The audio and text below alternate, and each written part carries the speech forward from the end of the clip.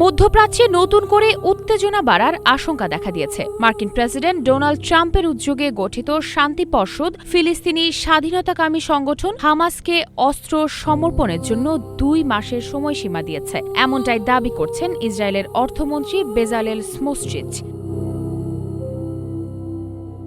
Israeli গণমাধ্যমে দেওয়া বক্তব্যে কট্টর ডানপন্থী এই মন্ত্রী বলেন, হামাস পুরোপুরি নির্মূল না হওয়া পর্যন্ত গাজায় সামরিক অভিযান বন্ধ করবে না ইসরায়েল। তার ভাষায়, ভবিষ্যৎ গাজায় হামাসের কোনো সামরিক, রাজনৈতিক কিংবা প্রশাসনিক অস্তিত্ব থাকবে না।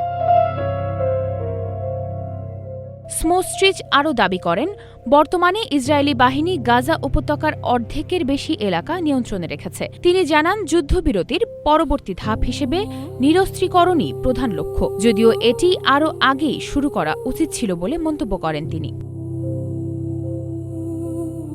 তবে ইসরায়েলি অর্থমন্ত্রীর এই বক্তব্যের বিষয়ে ট্রাম্পের শান্তি পর্ষদের পক্ষ থেকে এখনও কোনো আনুষ্ঠানিক প্রতিক্রিয়া আসেনি। গত জানুয়ারিতে ট্রাম্প গাজার ভবিষ্যৎ নিয়ে একটি বৃহত্তর পরিকল্পনার অংশ হিসেবে বোর্ড অব পিস গঠনের ঘোষণা দেন। পরবর্তীতে জাতিসংঘ নিরাপত্তা পরিষদের একটি প্রস্তাবের মাধ্যমে এই পর্ষদের কাঠামো অনুমোদন পায়। হোয়াইট হাউসের তথ্য অনুসারে পর্ষদের সভাপতির দায়িত্বে রয়েছেন ডোনাল্ড ট্রাম্প এবং কূটনীতি ও অর্থনীতিতে অভিজ্ঞ ব্যক্তিরা এতে যুক্ত আছেন।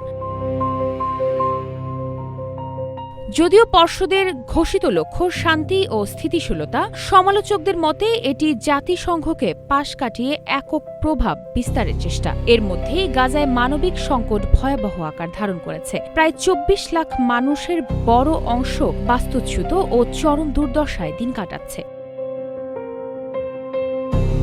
তবে হামাসকে নিরস্ত্র করার আলটিমেটাম, গাজায় চলমান যুদ্ধ ও ট্রাম্পের শান্তি পর্ষদ, এই 3 বিষয় একসঙ্গে মধ্যপ্রাচ্যের পরিস্থিতিকে আরও জটিল ও অনিশ্চিত করে তুলছে।